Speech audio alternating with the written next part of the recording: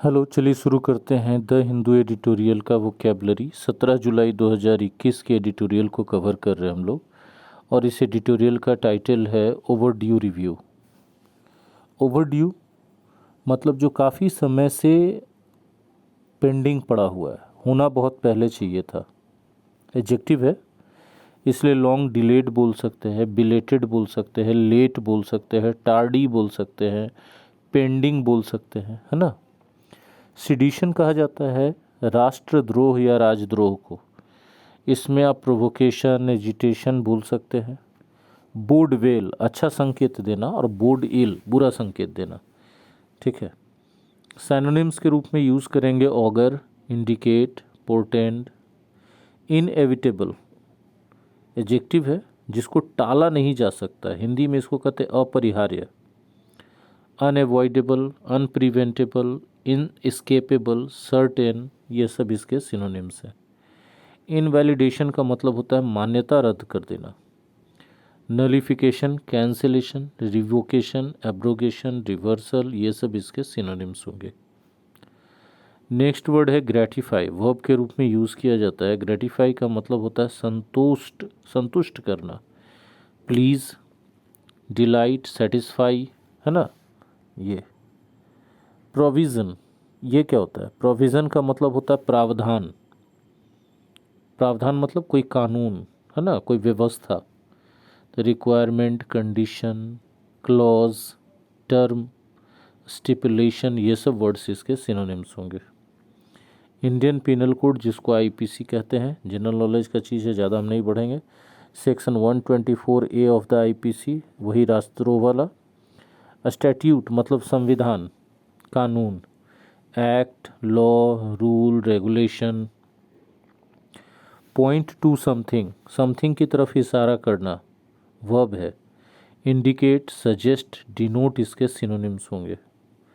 Rampant adjective है। Rampant यदि कोई चीज़ है तो अनकंट्रोल्ड वे है, अनकंट्रोल्ड है, अनरिस्ट्रेंड है ना, वाइड स्प्रेड है। सेक्शन संविधान का एक प्रमुख हिस्सा, भाग, सेक्शन कहलाता है। कॉलोनियल औपनिवेशिक एडजेक्टिव है। रिजाइम का मतलब होता है शासन व्यवस्था, सरकार, सिस्टम, गवर्नमेंट, एडमिनिस्ट्रेशन, इसके सिनोनिम्स होंगे। सप्रेस वर्ब के रूप में यूज़ किया जाता है, इसका मतलब होता है दबाना, कुचलना। तो रिस्ट्रेन, स्टिफल, मफल, ये सब इसके सिनोनिम्स होंगे। कंटेन, फ्लैग, फ्लैग का मतलब सामने लाना, दर्शाना, ठीक है, वर्ब के रूप में यूज़ किया जाता है। नाउन के रूप में फ्लैग माने झंडा होता है, ठीक है। तो इंडिकेट इसका वर्ब के रूप में साइनोनिम्स होगा। आइडेंटिफाई होगा, पॉइंट आउट होगा। Set the tone for something, तो कोई चीज़ के लिए माहौल बनाना, है ना। कम्प्रीहेंसिव एडजेक्टिव है। यदि कोई चीज़ कम्प्रीहेंसिव है तो विस्तृत है। विस्तृत है तो मतलब थॉरो है, कंप्लीट है, ब्रॉड है, ऑल इंक्लूसिव है, ये सब साइनोनिम्स हो गए।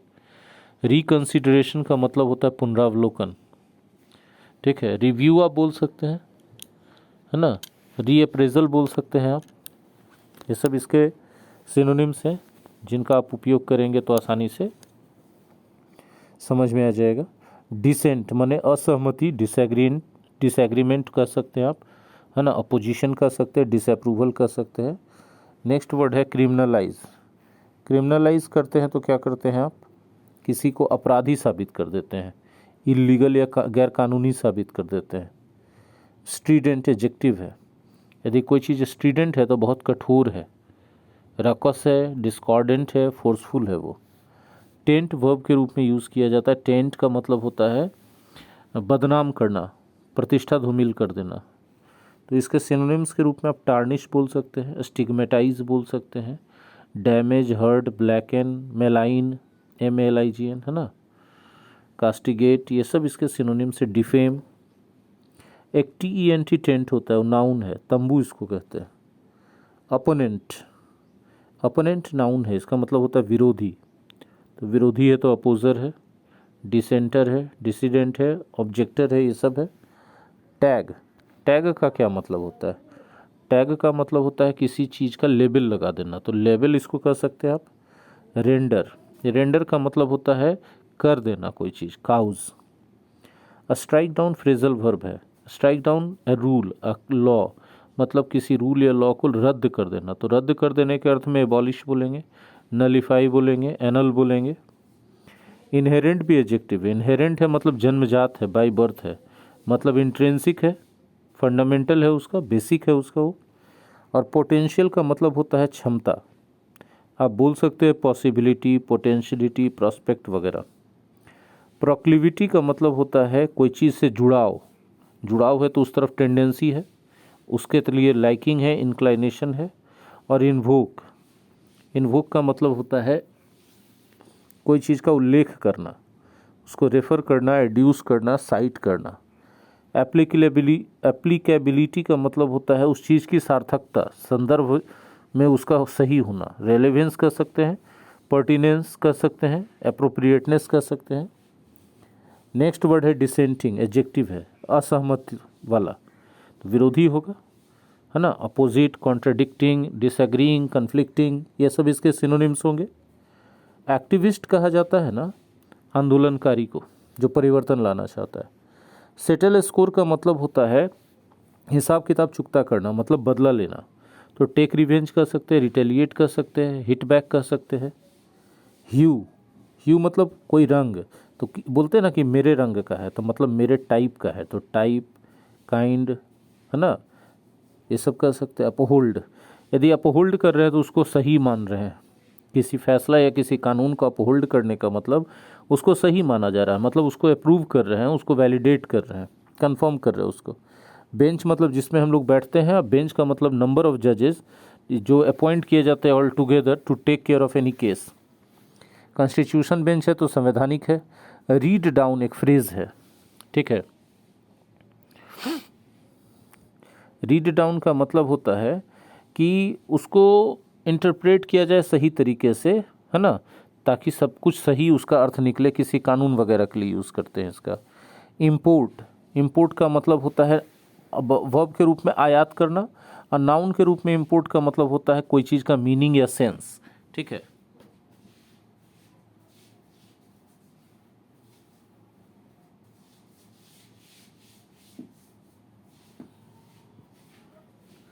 ठीक है, नेक्स्ट है हैट्रेड, नफरत, एनिमिटी आप बोल सकते हैं, एंटीपैथी बोल सकते हैं, हॉस्टिलिटी बोल सकते हैं। कंटेम्प्ट भी तो वही चीज़ है नाउन के रूप में। कंटेम्प्ट ऑफ लॉ मतलब कंटेम्प्ट ऑफ कोर्ट, मतलब कोर्ट का अवहेलना, अवमानना। डिसअफेक्शन माने असंतुष्टि, ठीक है।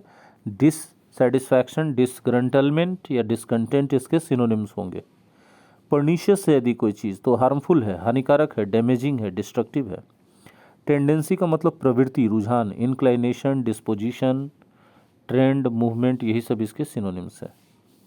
डिसऑर्डर, डिसऑर्डर मतलब होता है अवहेलना, और डिसऑर्डर का मतलब होता है कानून व्यवस्था का भंग हो जाना। अनरेस्ट, डिसरप्शन, है ना, टर्मोइल, मेहेम, ये सब इसके सिनोनिम्स है।